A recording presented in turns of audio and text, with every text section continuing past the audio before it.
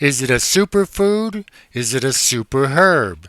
Seabuckthorn is rich in vitamin C, carotene, omega oils, and many other phytochemicals. It makes juice and jams and medicines for skin and cancer. Incredibly hardy, it grows even in poor soils because it fixes nitrogen. And when the berries arrive in summer, it is a stunning ornamental. Marlene Wynnyk of the Healing Ark Farm tells you all about this super plant. Welcome to Richters Seminars. This video presentation is from a series of free educational seminars on herb and garden topics offered each year at Richters. I'm going to start today by talking about the plant in itself and how it grows. I want, at any point in time, you to feel free to ask questions. If the questions are going to take a significant amount of time to answer, we will be staying afterwards to ensure that any questions can be answered in detail. Whenever a project is started, such as this, there's always a history behind it.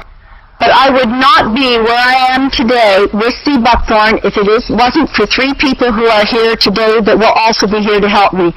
One is my partner, Raj.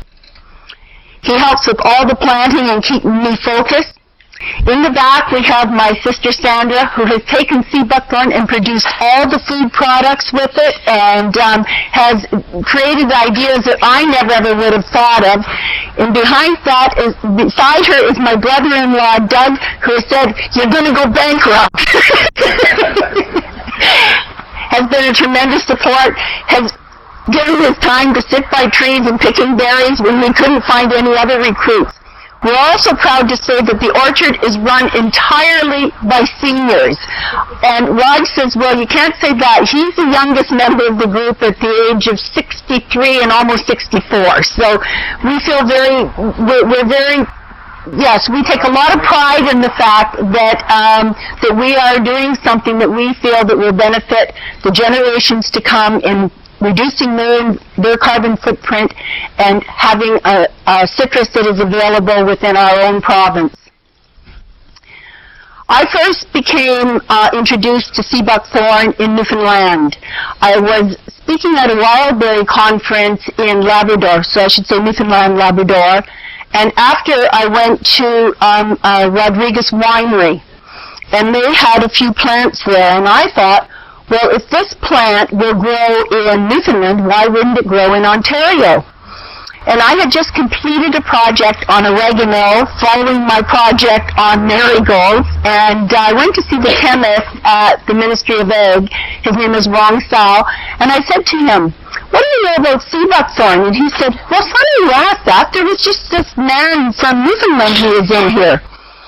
And so I spent about a year researching the plant. There was one book out there, which I purchased. It was by Thomas Lee, and there is some accurate information, but I don't really think that he's ever worked with the plant.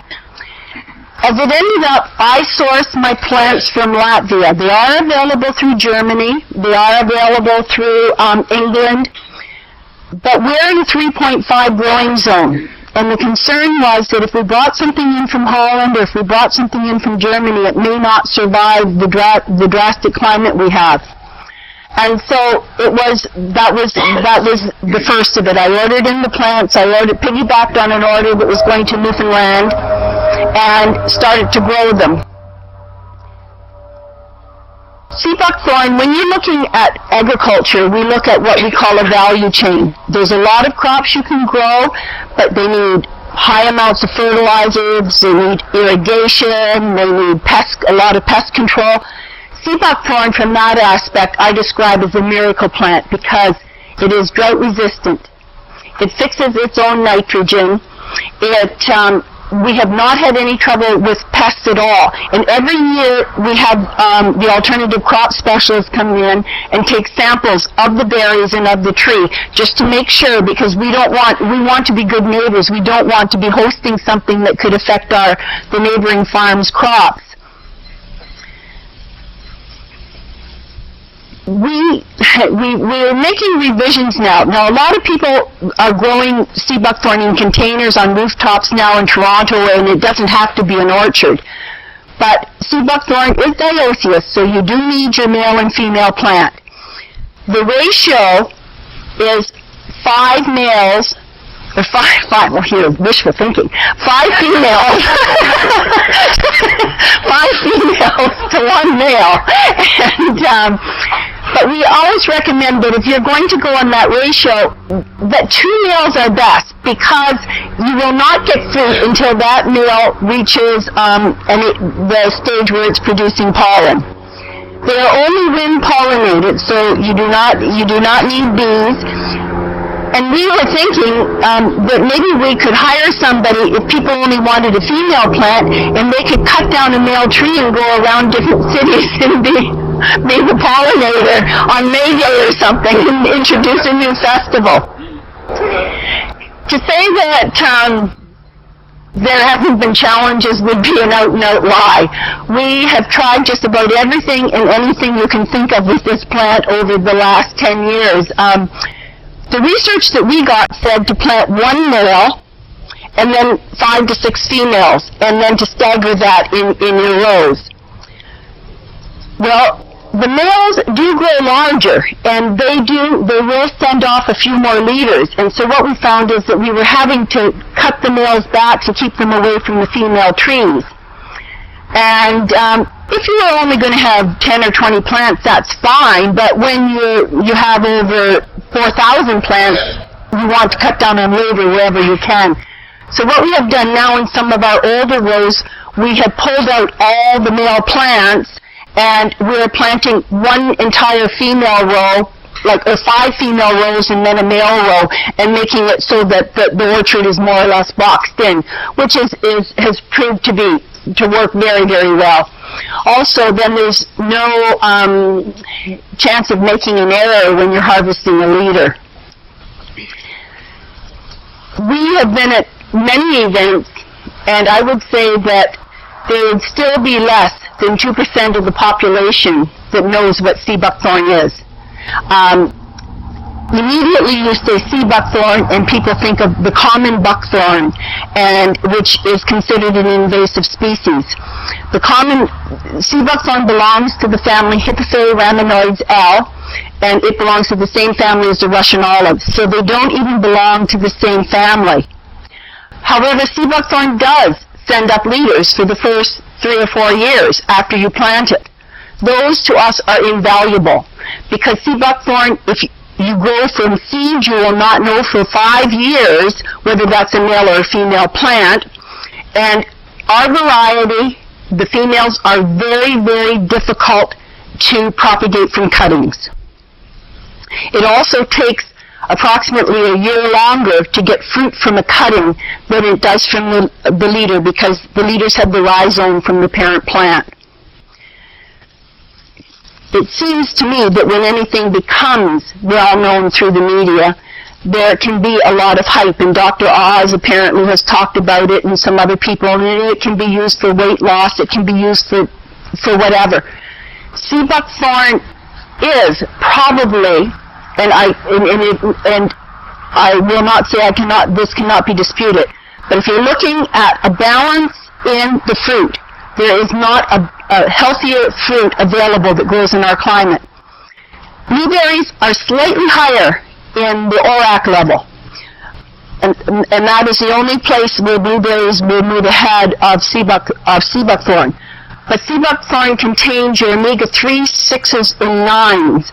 And so when we look at maintaining health, and you look at what this, I don't know, does anyone here take an omega-3, 6, or 9 supplement? I take the 3. 3. And what's it from? From flax can be. Flax is and good. From the fish. Yeah, okay, so I'm thinking plant-based, because if it's coming from fish, you don't know where that fish has been harvested from. And besides that, fish you're not going to get another fish that you can harvest for the fish oil the following year, so the oceans can become depleted. It's also the fact that as consumers, we are often misled For example, when the Gulf had the oil spill, much of that fish was shipped to New Brunswick and sold as a Canadian product. Because it's packaged in Canada, it can be called Canadian. Seabuckthorn, likewise. You'll see lots of Seabuckthorn products out on the market, and there's companies that say they're BC companies.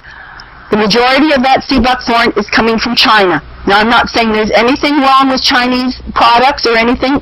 I mean, that's not the issue. The point is that people are often misled in where their products are coming from, and it's up to us as consumers to be very, very aware. Our orchard is not certified organic. We put on our card, we grow in accordance with organic principles. We use no sprays, no pesticides, and no herbicides whatsoever. But we have not gone the route of being certified organic, because I can't even get done the paperwork I have to do everything else. So for me, it would just be another level of responsibility. So when we have the plant, which is a beautiful plant to look at. You have the fruit that is absolutely amazing. What I wanted to do is I am going to send this around, and I have made up some little containers, and there's 3 berries in each of these, and I'm going to ask Raj to take them around. I'm also going to ask that this be sent around, because Seabuckthorn is not necessary. This is Seabuckthorn. This is a variety called Lycora. So if you're buying a Seabuckthorn plant, you need to ask the question, is this for fruit or is this an ornamental? Because this is what you could get in comparison to the size of the berries. That it takes 20 of these berries to equal one of ours. Now these berries have been frozen, so you go ahead and eat them. They've been washed. They were washed before they were brought. You will see a small seed inside. I didn't quite get what you meant between that and this one. Well, you see, there's varieties in Seabuckthorn, just like there is in apples or a lot of things. And so a lot of times people aren't aware of that. And we know a person in Montreal, in Quebec, who bought 500 trees and planted an acre, and this is all she will ever get. This is an ornamental. It is not meant for the functional food industry. So, and this variety is Indian Summer. And it's pretty, but it still has a very large seed in it, and it isn't meant for, for the functional food, more for an ornamental. Will this seed be growable? Yes, you can save that great seed if you want. And you can stratify it. And 5 years from now, you won't know what. Yeah, you have to. It's been in the freezer. It's been stratified, but you'll have to germinate it in paper towel. Yep. And then in 5 years, you can say, well, what is this, male or female? Right. Yeah. And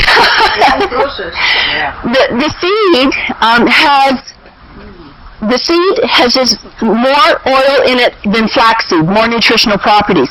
We do have the analysis of the juice and of the berries, so we do have that analysis, and we do share that with people who email us directly.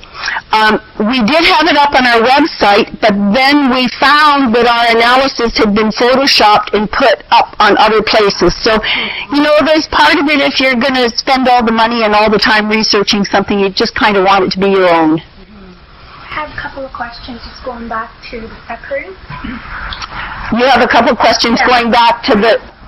Yes, the leaders? The leaders, yes. I bought some Seabuckthorn from Saskatchewan from the mail order company. So the 5 females, 1 male. I don't know which type they are. And the rabbits got 4. So I've been left with 1 of each, luckily, 1 male, 1 female. So I've noticed last summer, that they sucker like crazy. So does that mean that if it's a female, I'm going to get another female plant from the suckers, and if it's a male, I'm going to get another male? That's right. And if they are sending off the suckers like crazy, they are likely the erosion control variety, which would be Lycora, which was actually produced and grown in Saskatchewan for erosion control. So they're not the ones that you're growing? They're not the functional food ones, no. No, and you see the difference in the size of the berries if you... I had one berry last year and that was it. Yeah. Yes. So, to say, people will say, well, is this an invasive species? Well, I suppose lilac, I would say that's not what I spend my time on. If we wish that we could have the amount of leaders. Once a tree is 5 years old, you can't take a leader off of it because the root is too big and it damages the parent tree, and nor will it grow in a pot. So we've had a lot of trial and error. We've invested hugely into having the propagation. This year took no cuttings. This past year we took no cuttings for propagation because that was our fruit. And like every cutting you take is the next year's fruit. And if you have less than a 4% success rate from the cuttings, which was what we did have, we wanted to ensure this year we had, the demand for the fruit outstripped our ability to supply. So that's where our focus is now. The oil from Seabuckthorn was used to treat the burn victims from Chernobyl. It is used, we have a cream that Richters is carrying here that it's called a skin therapy cream, and there's samples at the back. Seabuckthorn can be used for psoriasis, rosacea, eczema, acne. It can be, a couple of drops can be added into a shampoo to add shine to the hair. I'm going to send this little bottle around. If you're wearing white, Seabuckthorn does stain. But if you ever see Seabuckthorn oil that is not this color, you know it's been diluted so it is that bright orange. In that bright orange color will absorb into the skin. That is the beta-carotene, so of course it nourishes the skin as well. So when you look, we also brought samples of the juice. Now that amount of juice in here would be enough to supply you with your omega-3, 6s, and 9s and vitamin C for the day, as well as your beta-carotene. The research that's been done on Seabuckthorn shows that there's over 170 different phytochemicals in every Seabuckthorn berry. There's no sugar in Seabuckthorn, so it's a lovely alternative for people who are diabetic. So I can pass this around, and there's more up here. So yeah, please take one and. I have a question. Do you propagate only from cuttings? The question is, do we propagate only from cuttings? Yes. No, we do not have a greenhouse. We are totally what you would call a sustainable farm. And we did work with a propagator down in Strathroy, and as I said, the success rate from cuttings was less than 3% on the female plants. We propagate entirely from leaders. From the leaders. So we have one section of each plant that's set aside, and that's how we propagate. Like the lady was saying over the way, she bought let's say, the wrong type of Seabuckthorn. Can you use a male from, let's say, the wrong type to pollinate the right type? Like the type you have, can you cross-pollinate Seabuckthorn? Yes, you could cross-pollinate. I don't know whether that would affect the size of the berries. These are questions yet to be answered, but any male Seabuckthorn plant will propagate a female Seabuckthorn plant. The one thing is we recommend that even if you do get two males and you only want, and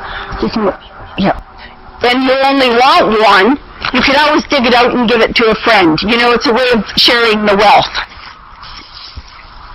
Which part of the fruit do you use for oil extraction? Pulp, skin, or seeds? We use both. If you look at this, you can see how the oil sticks to the side. The only thing we do not produce ourselves for sale is the Seabuckthorn oil. There's not enough Seabuckthorn trees in Canada at this point in time for oil production. Our Seabuckthorn oil comes from Finland. So that oil we just put on our hands from Finland? That's correct. Now, how about if you distill it? You can distill it. Oh, there's no trouble. And we'll even take the berries and mush them up in olive oil. But because I sell the oil to doctors and it's actually being used clinically, you have to have your safety manufacturing data sheets. You have to have your... there's so many things associated with it. And which part of the fruit would you distill? All of the fruit. You would just make a mash in olive oil. Before fermentation. You would just take the fruit if you were to make the oil with it, you would just take the fruit and mash it into olive oil and then leave that sit and then run it through cheesecloth and you would have Before or after fermentation? It wouldn't ferment in the olive oil. It wouldn't. No. Could you make tea out of the leaves before the plant is old enough to have fruit? Would you have benefits from that? There is. The leaves are approximately 20% protein. Now, do you see this? This is Seabuckthorn tea. Now, this is the pure juice. Now, do you see the difference? This is watery at the bottom, and this is watery at the top.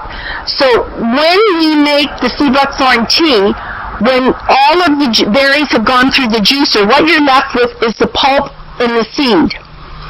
We then take 4 pellets of water and add that to equal amounts of pulp and seed, and we let that sit for 24 hours. And then the liquid is drained off. So this again can be heated up with some honey or used however, but this does not have near the nutritional properties of this. This is actually much weaker, so. Does cooking become anything? When you heat anything over 120 degrees, you're breaking down the enzymes. But, like you wouldn't be breaking down all the vitamins. If you do alcohol extraction, would you call it absolute? An absolute drunk, maybe, if we were doing it at the farm. If we did a tincture. Yes, you can. No, I'm teasing you. A tincture. Comparable to a distillate. Yes, but we have not gone into the distillation process. We've made wine with it, but we have not made the alcohol tinctures. Because primarily, the best way to ingest it is the fruit, unless you have diverticulitis and the seed is going to bother you in the Seabuckthorn, or the juice. There's no better way to take anything than the closest you can get to its natural source. So if I was to get some berries, would I just juice them in a juicer? There's a lot of ways of juicing the berries. We use like a big commercial tomato juicer. But when we were doing it in smaller quantities, the way we did it, the way my sister did it, was she did it in a blender, and then she poured it through a sieve. Then you had the juice, but you also had the pulp. The dried pulp, then she dried, and then that was ground up, and she's brought cookies that she's made with that. We'll pass around a container of, can you do that, Sandra? Pass it. So there's no aspect of this plant that is wasted. So the pulp then, is used in, you can add it to cookies or oatmeal, and the seeds then can be saved and ground. So if I have the wrong Seabuckthorn, could I still juice it, the berries? Absolutely. Absolutely. I saw a bunch of Seabuckthorns at the zoo, at the Toronto Zoo. Yes, and they're the ornamental variety. First time I ever saw them, yes. They drove me crazy because they were covered in orange berries. Just gorgeous. Yes. Yep. It's very beautiful to see Seabuckthorn growing. And, when people walk through the orchard, they'll say if they didn't know that they were near Teeswater, Ontario, they wouldn't have a clue where in the world they were, because we're not used to the branches just hang with the orange fruit. Now, one thing we have learned with the trees, and people will often talk about, I'd like to address the harvesting. We have learned through trial and error that a good height for your tree is between 6 and 7 feet. We let some of our trees grow up to 15 feet tall. And they were so loaded with berries, and we have some pictures here, it was beautiful beyond belief. But there were so many berries on that tree that the tree actually atrophied and died. Because I understand that there's similarities between the cherry tree, that if you don't prune it back, in the peach tree, that, the root system cannot support the amount of fruit. What we have learned is the first few years, you do pick your berries by hand. By the third year, what we are doing now is we cut out 1/3 of the tree. So then we've got this big branch and we have people who come to our harvest open house, and then, if people we have lawn chairs set up, I mean, it's quite an event, and people will pick their berries for the day from these branches. Other people will go into the orchard and pick the parts that are left, and then, of course, the other third of the tree is the new growth from the year before. So we do the tree now the goal is to get the whole orchard working in 3 stages. One part is picked by hand, one part is cut out, and one part is new growth for the following year. When do you prune it? We prune it when we're harvesting. If you don't have a coffee grinder for the pulp, is there another way to shred it? If you didn't have a coffee grinder, you know what? The pulp you can do in your blender as well. Okay. Yeah. Yeah, so. I'm just confused. About one thing when you were saying about crushing the berries, and you kept mentioning olive oil. Are you referring to they turn into a olive oil type, or you add olive oil to it? Often, the question is when you make your own oil out of Seabuckthorn berries, how do you do this? Well, you would take about approximately 1 cup of olive oil, and you could call it an infusion. You would put in 1 cup of berries, you would leave that sit you can leave it sit for up to 3 weeks, then just pour that through cheesecloth, and then you've got the oil out of the Seabuckthorn berries going into your olive oil.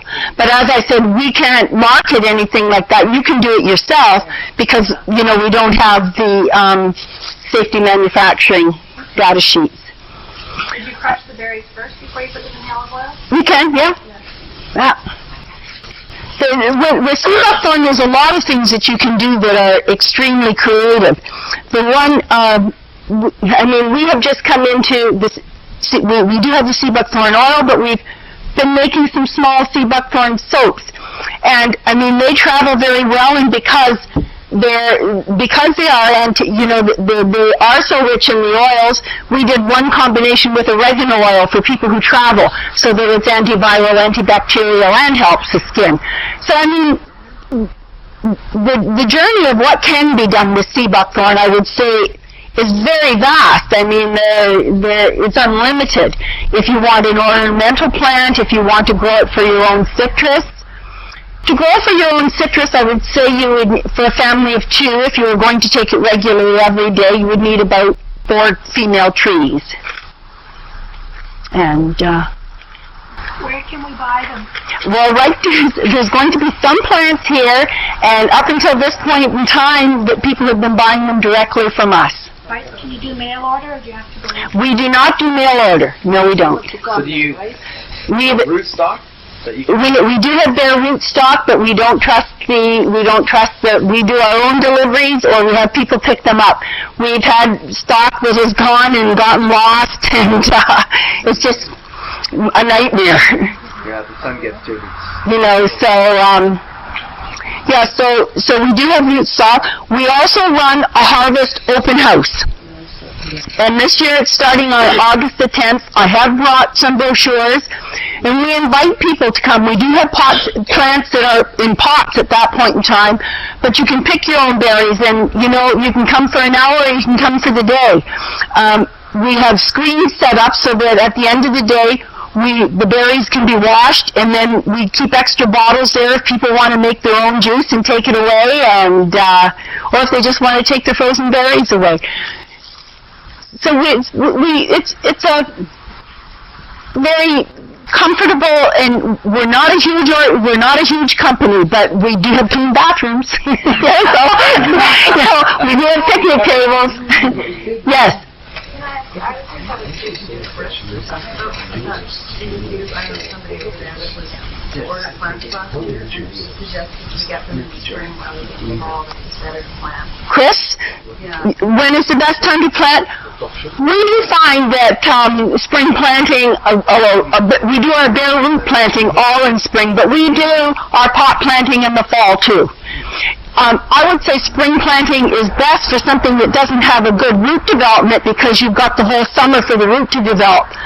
But our potted plants do have a very good root system, so planting in the fall from a potted plant is not an issue. And what did you mean by using the leaders for rootings, for cuttings? Which leaders do you use?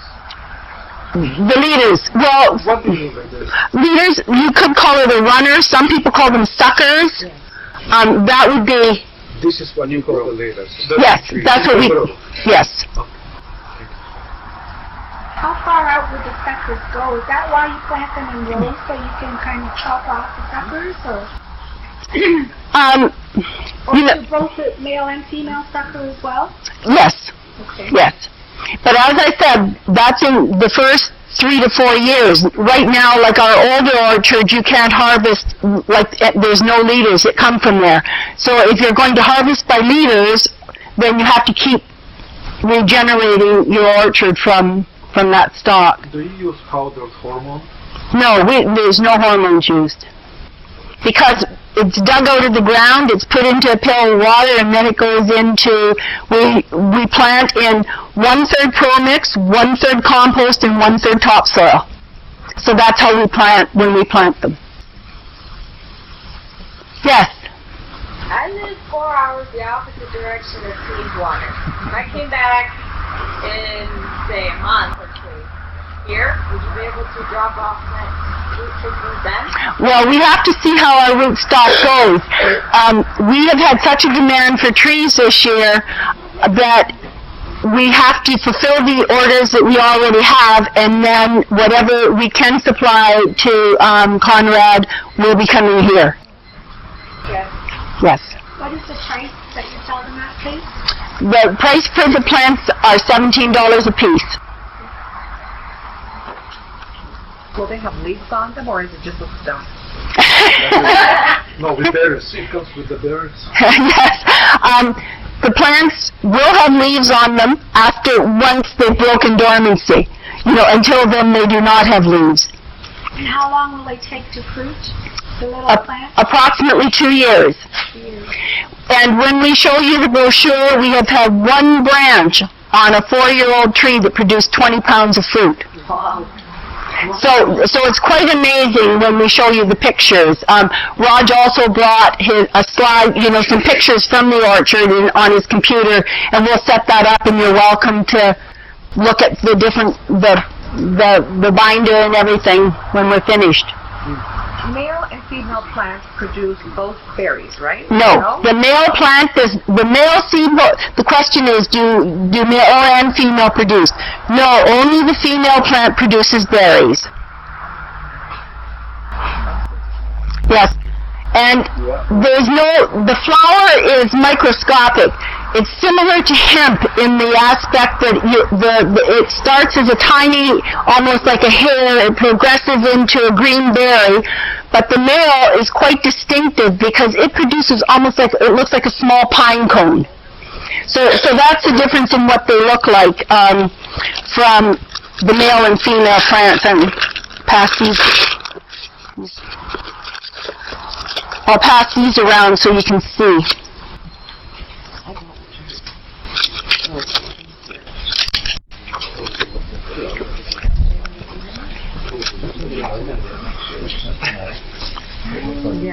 Yeah. So that when they're mature, and unless you have that little pine cone on your male plant, it's not producing pollen. Last year, we were affected. Our crop was down by approximately 50%.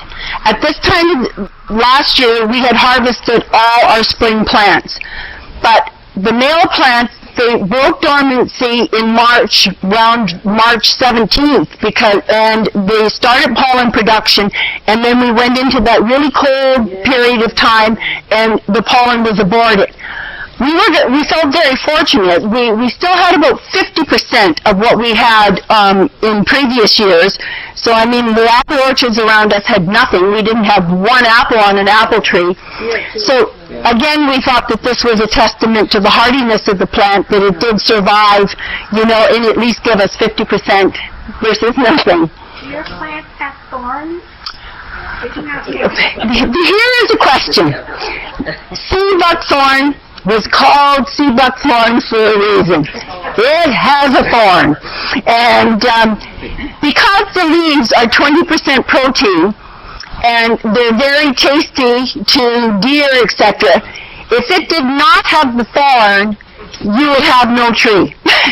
And the thorn is a thorn, but unlike a hawthorn, if you do get stabbed with it, you will not get an infection. It's amazing. We can look pretty beat up by the end of the time we've done all our harvesting, but we're not infected. So like everything else, people want everything that's the best, the simplest. So they say, okay, we've got this variety now that's a hermaphrodite. We've cloned the female onto the male. Well, for 1 year, you might have a female branch, but because the male is more aggressive, eventually the male consumes it. And thornless varieties, Raj brought back a variety called Julia from Sweden. And it's not thornless. It's more of an ornamental. It looks more like a shrub. So there's a lot of marketing out there that says, well, get this, or this is the best thing we can do. And even people now trying to develop a variety that contains sugar, so that people will like to eat it better. Well, the reality is that Seabuckthorn, it makes lovely food. It makes lovely jams and jellies, which you'll get a chance to taste. But when you look at health, it belongs to the functional food family, where you are taking it for the health of it. Now, you can see as this one's flying, can you see all that oil coming to the top? Well, the difference in your energy levels, we've seen dead people come back to life after a mere ounce of Seabuckthorn. So, and we didn't add anything to it. So, I mean, the experience has been, it's been quite, what we say was our Seabuckthorn project has now turned into the Seabuckthorn Odyssey, and we're just hoping that we can live long enough to see it to fruition. So next year we double our daily dose. One more question. Do you grow it as a tree or as a shrub? Well, the question is, do we grow it as a tree or a shrub? Seabuckthorn is actually classified as a shrub, but we do grow it as a tree. And the one reason we do that is because when we did let it grow like a shrub without having a main trunk, some of the branches produced so much fruit that they broke and split.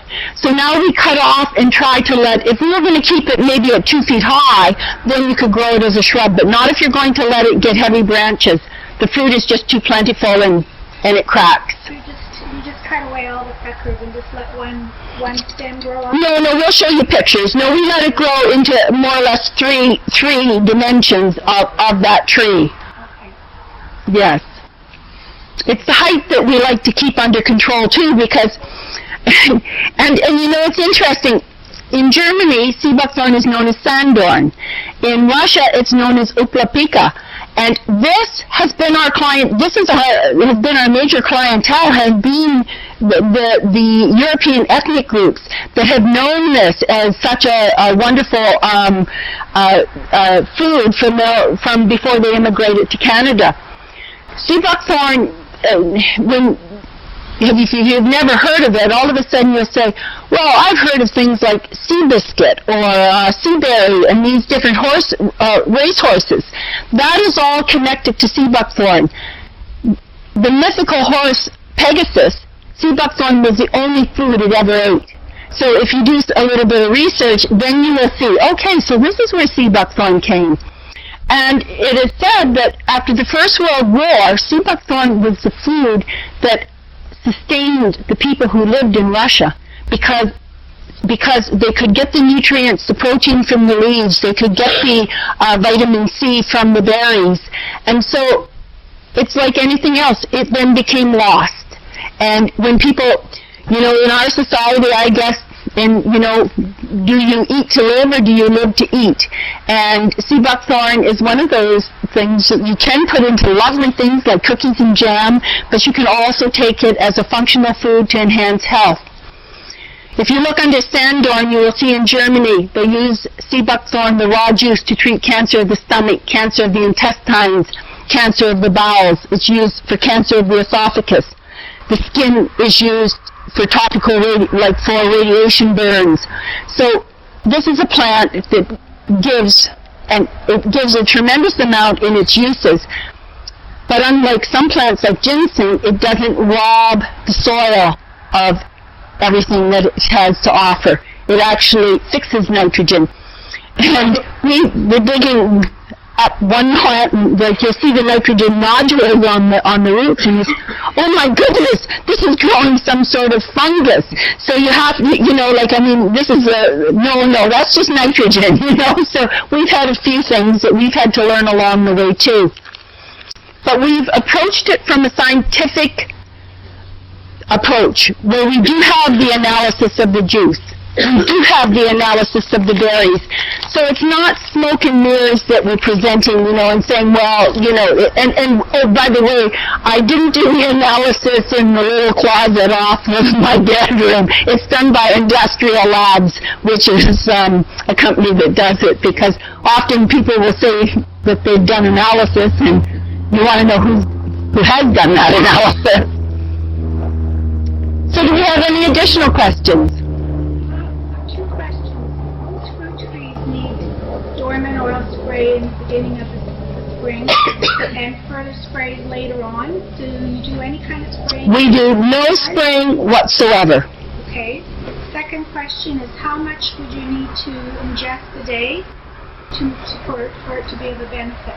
To be of a benefit, in the analysis they say approximately per volume, Seabuckthorn has 50 times the amount of vitamin C of an orange.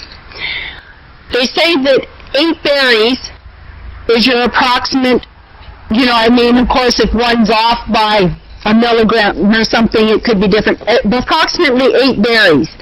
But we say 20 berries if you want to make sure you're getting your omegas and your beta-carotene and everything as well. So. You mentioned the leaves, so that they are edible, correct? I mentioned the leaves, and the leaves are edible. So one could eat them raw in a salad, or they could be pureed, or make tea with them? People do make tea with them. Now, the leaves are approximately 20% protein, and then the younger the leaf is, the more nutritional properties it has to it. Yes. I feel like well-drained soil. Have you known it to grow in clay or clayish? It grows in clay. It grows very well in clay. What it doesn't like is wet feet. We have very marginal land. We had one flat area down in the lower back of our farm, and we thought, oh, this would just be a Seabuckthorn paradise. It's flat. But it does have water standing. And the plants there that we planted there are about a third of the size of the same ones planted on higher ground and in clay. So no, they will grow very well in clay. Yes? You mentioned that they grow well in clay. Do they do well with pollution? I'm planning on getting some and putting them beside a drainage ditch next to a road, but I live out in the country. How well would it handle that? Well, Seabuckthorn will grow at the side of a road, and it is salt tolerant. So, but it will not, in a drainage ditch, if there's a lot of water, it will, above it, it would do fine. It would do fine. When you mentioned about cutting down the female trees to about 6 or 7 feet, would you do the same for the males, or would you just let them go? Well, that's totally optional, because you can leave the males grow, and we have some, I would say our tallest male is probably about 20 feet, or 18. 17, 18 feet, because, then it pollinates more, and so it depends how much room you have. But because it's only wind pollinated, you do want to have your male tree where the wind will blow in the direction of the female trees. So. Would you plant west to east? Depends which way your wind comes. We have lots of winds up in by Lake Huron, so ours is north-south. Yeah. One more question. Birds. Birds. Birds. This was the first year that we have had a problem with birds, and this past year, not at any critical level. On some of our smaller plants, but that had to do with the absence of moisture. So they didn't take the berry and eat it. They hid it and took the moisture out, and like the berry was just kind of left on the tree. And so that was the first. We did get an air horn, but then we felt so bad, we started putting a few we don't water. We have no irrigation for our plants. So we did start putting hoses on and things like that, because it was just such a terrible year for drought. And we felt that, well, they're all God's creatures, they have to have something too, so we didn't, yeah. You say you don't water, but when you plant new trees, how much water do they need actually until they're established? Well, you would take care of it like you would anything, I would say, for the first 2 weeks. And you wouldn't plant on the hottest, driest day of the year and put it in a hole and walk away. It is a living entity, very hardy living entity. But you would take care of it until you had the feeling that it was established. We always say plant at night, so that it doesn't get the heat of the day. Did you need to give a minimum amount of water through the summer to give it? If you're planting April, you generally have a fair bit of moisture in the land, and we often will plant on a rainy day. Yeah. Do you have the Latin name of the variety that you're growing so we can be sure we're getting the right one? It is all Hippophae raminoides L. That's the unfortunate part. It has never been broken down into subspecies. And so what has happened is when we purchased our plants, we purchased them outright. We purchased them at a premium so we wouldn't have to pay royalties. Therefore, when people buy a plant from us, there's not that whole royalty. The two varieties that we have, and you may have noticed, one has a little bit of red on them. They're both the same size. One is just all yellow. The one with the little bit of red we call Huron Sunset, and we're deciding whether to get it trademarked or not. And the other one is called Citrus Gold. Which ones do you have for sale? Citrus Gold and Huron Sunset. Both of them. Yes, and Citrus Gold, might become ripe about 3 days before the Huron Sunset. Now this is a question that is often asked. One of the beauties of Seabuckthorn is that you don't have a time-sensitive harvesting period. They will last on to the trees for a month, 5 weeks, and that is because of the high oil content. It actually preserves the plant. The tree. Citrus Gold? Citrus Gold. Do you need also a male for each of these two species? Or is it the same male? The same male. And if you were to plant both the Sunset or the Gold, will you still get the Gold and the Sunset separately, or are they going to clone into each other? No, they don't clone into each other. No, they will not. Like a Macintosh apple tree, unless you do a graft, is always a Macintosh, and no, it doesn't matter the pollination. It will not change the mother plant, right. Now, there are lots of varieties of males. Ours is Lord. Now, and you know what, there's some that grow very small males if you just want them as an ornamental. For me to ever know this, I needed all the answers to every question. I need another lifetime. But, you will see that Seabuckthorn is gaining respect within the health industry for all the properties that it has, and also within the gardening industry, because it's a beautiful addition to any garden, and it's so pretty. I mean, it's so, it's so nutritional. Now you can see as this is thawing how the oil is all coming to the top. I doubt there's many people here who remember the cream top milk, but but there you go. That's.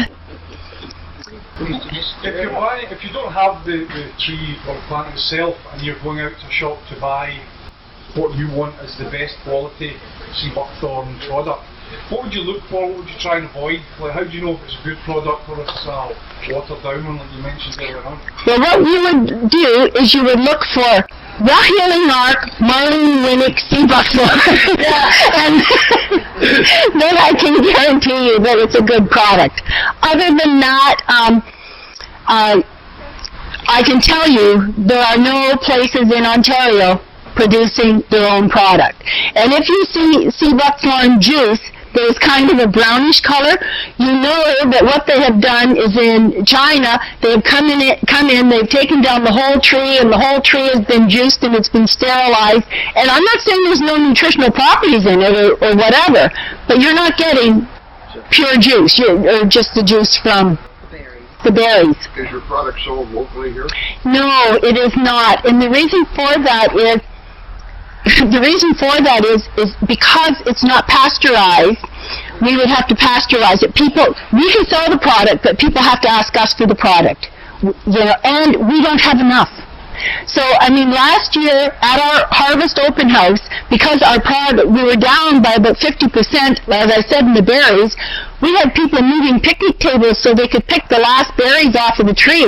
And that was the first, wasn't it, Sandra? We actually had, we were afraid there was going to be fisticuffs, for people wanting the last of the berries. You're in Woodstock area, are you? We're more towards Teeswater, Listowel. You go up through Listowel? Yes. What's your website? I'll give you, yes, we do have a website, which requires a little bit of work, but it's just another thing we can put on our to-do list. Yes. How close do you plant the trees? How close do we plant the trees apart? We plant them approximately 6 feet apart in our fruiting orchard. In our propagation orchard, where we just are growing them to propagate new trees, we put them about 3 feet apart. 4 feet apart. Yes. Yeah. I know that in general it's not okay to put smaller plants like alder or raspberry or just herbs underneath trees because they don't get the nutrients that the tree pulls in. How far away would it have to be away from the base of the tree for that to be relatively good for the other plants? Well, in answer to that question, what can you grow? I will tell you, do not grow potatoes in between your orchard.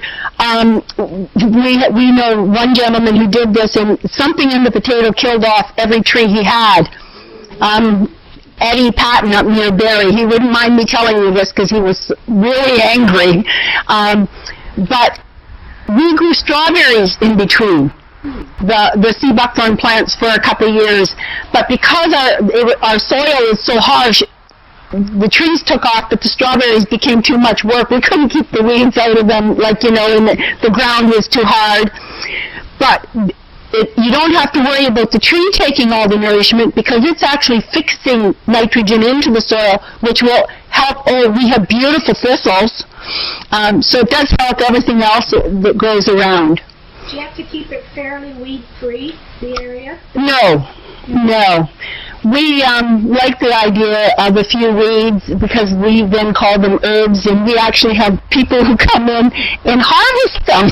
So it's amazing to see, the fact that what we do in our urban gardens we call weeds are considered wild edibles, or medicinal herbs. So if you're having a row, you space them 6 feet apart from one to the other, and then what about the rows themselves? One row versus another. Well, how far are those? I think that is, how far would the rows be apart is more or less an individual question. You answer that because how many rows are you going to put in? We take our Kubota riding lawnmower down the middle to make it easy, but that is so individual. Seabuckthorn makes lovely container plants. We have some real diehards that come in from Toronto, and when Victoria sent me the pictures of how they have them growing on this rooftop garden, I was absolutely stunned. It was just beautiful.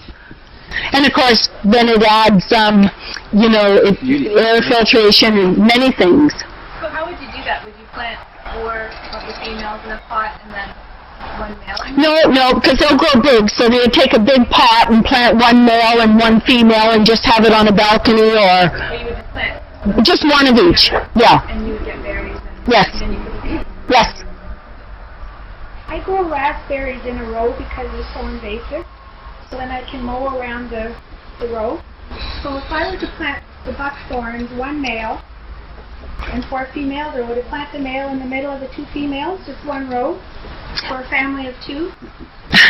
That's entirely up to you, how you think it would look the best. If you're only doing 5 plants, you can do I was it. thinking of the suckers going out, so I could Yeah. mow them down. Yes, you could mow them down. You could, do whatever you want, or you can sell them to me. Yeah, exactly. I'll buy them. Don't mow them down. Good idea. Now, my sister Sandra has made some cookies with the dried pulp from Seabuckthorn, and you're welcome to have them. I have some extra Seabuckthorn juice here. We want to make this, we have our book here. I have brochures. I know some people are on a timeline. But this gives you some of the plant facts. Thank you. And I really thank everybody for taking the time to come out and to listen to what we have to say and to be part of our Seabuckthorn adventure. And know that you're all welcome to come and visit us during our harvest, or to arrange with Richters Herbs to pick up some plants.